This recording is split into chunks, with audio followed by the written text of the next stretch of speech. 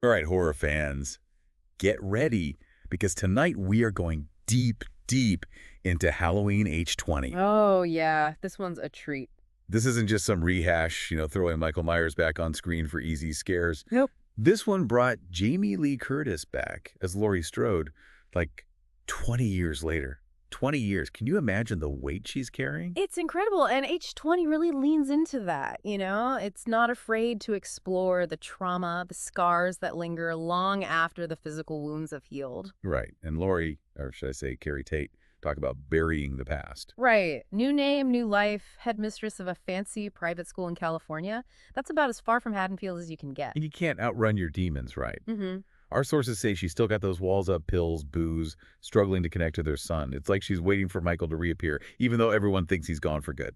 Exactly. And that tension between trying to move on and being pulled back into the darkness, that's what makes this film so gripping. And speaking of her son, John, can you imagine being that kid? Your mom's a total badass, a legend, and you have no clue. The way H20 weaves that family drama into the classic slasher formula, that's what elevates it, you know? For sure, those layers of suspense, the psychology of it all, it's more than just blood and guts. Right, it gets under your skin. Yeah. You see Laurie's struggle in her every interaction with John. She's so fiercely protective, almost to a fault, trying to shield him from the darkness, from the truth. It makes you wonder, is she doing more harm than good? I mean, wouldn't you want to know if Michael Myers was family? Talk about a family reunion you wouldn't forget. Oh, absolutely. But before we get to all that, how about we back up a bit? How does Michael even find out Laurie's alive in the first place? That's right, because 20 years is a long time to lay low. Well, it involves a certain colleague of Dr. Loomis, a Marion Whittington. She's got these files, you see, and wouldn't you know it, Michael comes knocking. Talk about wrong place, wrong time, right. Marion was a goner from the start. But what I find so creepy is Michael's methodical approach. He doesn't just kill, he savors it. Finds the files, lays in wait. It's personal. That's pure Steve Miner right there. He knows how to build suspense, let that dread just simmer until it boils over. He doesn't need cheap jump scares when he can make you squirm just by the way he frames a shot. Oh, totally. From the second Michael sets foot back in Haddonfield, you just feel this sense of impending doom. And speaking of doom, that scene with Molly in the classroom, chilling. Oh, man, the slow burn on that one. Genius. You know something awful is about to happen, but you're just waiting, helpless. Pure tension. And Molly's not the only one in danger. Remember how Laurie's practically begging John to go on that school trip? Well, he decides to play hooky with his girlfriend and friends. Because what's scarier than Michael Myers? Missing out on a party, right? Classic horror movie trope, but H20 makes it work. You know these kids are walking into a nightmare, but you can't help but hope they somehow make it out alive. And you totally root for them, even when you kind of know Builder. But man, the tension really kicks up a notch when Laurie realizes John's at the school, right in Michael's path. Talk about a parent's worst nightmare. And just before everything goes sideways, we get that really intense scene with Laurie and her boyfriend, Will, right? Oh yeah, that one's heavy. She finally cracks, spills everything. Her real name, Michael.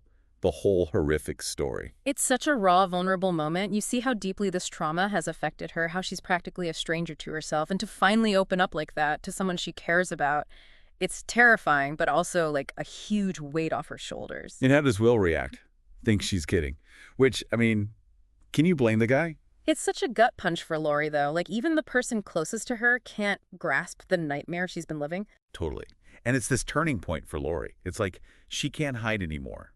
For her own sake, for her son's, she has to deal with this once and for all. You can just feel the shift in her, right? The determination to take control. And then, bam. It hits her that John's the same age she was when Michael first attacked. Oh, wow. Yeah, that's when the panic goes into overdrive, right? No kidding. It's not just about her survival anymore. It's about saving her son from suffering the same fate. And Steve Miner, the director, he milks that tension for every last drop. The phones go dead, a creepy car outside. Every little detail ratchets up the suspense. Okay, so picture this. Laurie's armed, the school's on lockdown, they're searching everywhere for John and his friends, and Michael is just lurking in the shadows. And then they find Sarah. Yeah, that scene, brutal. You know right then it's only a matter of time. And it is. But before the final showdown, we get this incredible chase through the school.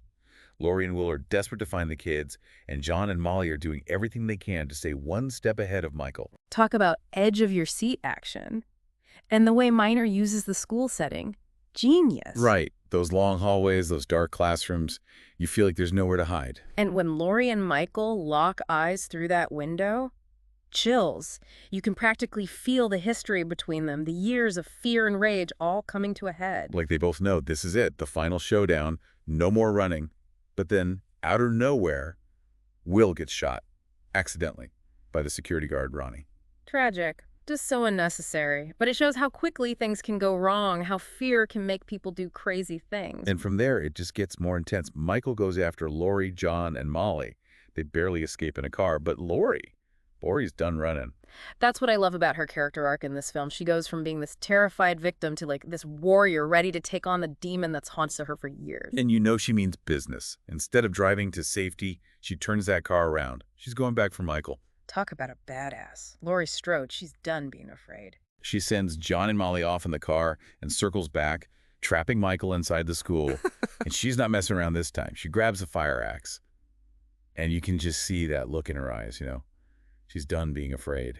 Jamie Lee Curtis totally nails it. That steeliness, that determination. It's like this is her moment to reclaim everything. The fear, the pain, the years of running. And the final showdown. Talk about brutal. It's like a dance, but instead of grace and beauty, it's pure rage and desperation. What's so interesting is how H20 flips the script on us. In most slasher flicks, the final girl's just trying to survive, to get away, but Laurie, she's not running anymore. She's calling the shots. And she even sends Michael flying over a balcony. Talk about a power move. But you know Michael, right? He's like a cockroach after a nuclear apocalypse. He just did not die. That's what makes him such a great villain, though, right? This unstoppable force of evil. But even though he survives the fall, Laurie's ready for him. The police and paramedics show up, but you can tell Laurie's not letting her guard down. She knows this isn't over yet. She's seen how this plays out. And sure enough, she hijacks the van, carrying Michael's body. Can you imagine being those paramedics? Yeah, dispatch. We have a situation. Right. Talk about a story for the grandkids. So they're driving along, and guess who decides to wake up in the back? Of course. Michael's not going to stay down that easily. It's like Halloween 101, how to make a boogeyman. And Laurie, ever the survivor, she sees him stirring in the rearview mirror, slams on the brakes, sends the van flying off the road. Talk about a wild ride. Crashes into a tree, Michael's pinned, and Laurie gets out, fire axe in hand. This is it, right? This is the moment. It's almost like time slows down, you know? You're on the edge of your seat. But then there's this pause, this hesitation from Laurie. It's like for a split second, she sees something, a flicker of, I don't know, humanity. Or maybe it's just the weight of all those years, all that pain. It's brilliant how Jamie Lee Curtis conveys all of that with just a look. And then, bam, she brings the axe down. It's brutal, it's decisive, but it's also kind of satisfying. Totally. It's cathartic, like this huge release. It's like finally, after all these years, the boogeyman is gone. Right. And Laurie can finally breathe, start to heal Halloween H20. It's more than just a slasher flick.